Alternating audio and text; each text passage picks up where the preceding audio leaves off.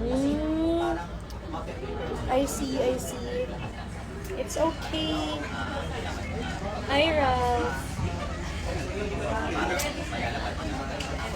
Thank you, Joey. May iba lang. Your voice is like, what the fuck? Yeah, well, surprise. Okay, I'm gonna change my voice into a very, very girly type of girl that you want. So I'm gonna speak in the way that you want me to. So, okay, sige. Hindi, joke lang. Ganun talaga lang ang boses ko, guys. Sobrang lalim. Hi, Moise. Hello, Raisa. Raul. Raul. Ang ganda, lala sa... Ay, mas chance mo dito. No. Sorry. I don't do courting. Hindi pa kami papaligaw. Bawal po. Yeah, and lagi, actually, always, lagi akong paos. Lagi masakit yung lalamunan ko. Kaya mas deeper yung voice ko ngayon. Speaking voice ko. Pero actually, normal tong speaking voice ko. Ganito talaga. Ganito talaga ako magsalita. Malaki talaga. Surprisingly. Won't be pop. They're on their own lives. I don't know. Siguro, nasa kanilang mga bahay sila ngayon. But, I'm with Audrey! Say hi to the viewers. Hi! Okay. Follow nyo siya. B-Pop Audrey.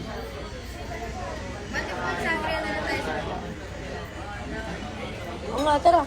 So ba? Sa 10. Doktor mo, BJC. So mo ba? Saan yun? Saan rin sa, Timog?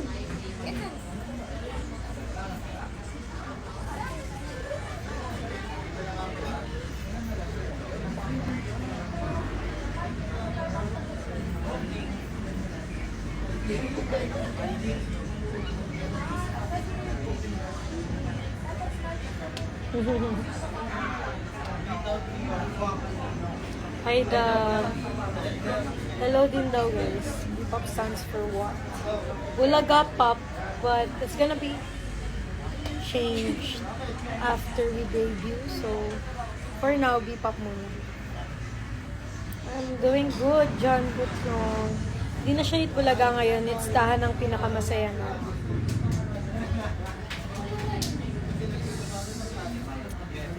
Anyways, guys. Bye-bye na. Doon na lang ulit. I'm gonna try mag-live sa TikTok.